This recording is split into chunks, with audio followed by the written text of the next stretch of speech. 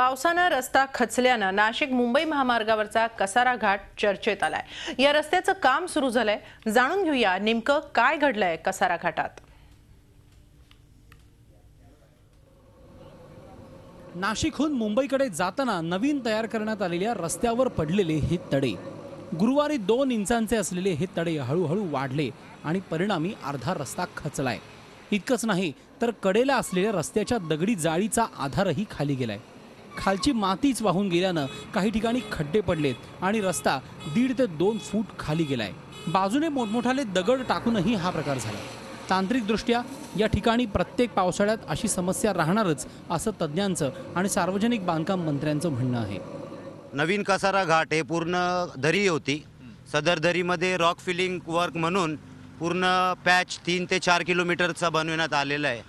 सदर पॅच बनवत असताना दरीतून वरती पूर्ण मार्गापर्यंत हार्ड रॉक भरण्यात आलेलं आहे।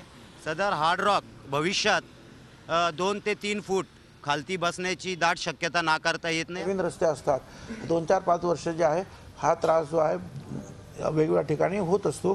कुठे जास्त पाऊस झाला आणि पाणी जर खालून घुसलं तर थोडंसं जे आहे ज्याला आपण ती माती जी आहे मातीची रिसेटलमेंट म्हणतो ती काही वर्षांनी घडत असते। या मार्गाची लवकरच दुरुस्ती होऊन वाहतूक सुरळीत होईल असं स्पष्ट करण्यात आलंय। गॅमन इंडियाचे कर्मचारी त्यांच्या स्टॉपसह ते दुरुस्तीचं काम करत आहे आणि वाहतूक सुरळीत करण्यासाठी आमचे कसारा पोलीस स्टेशनचा स्टॉप तसेच महामार्ग पोलिसांचा स्टॉप सतत कार्यरत आहे।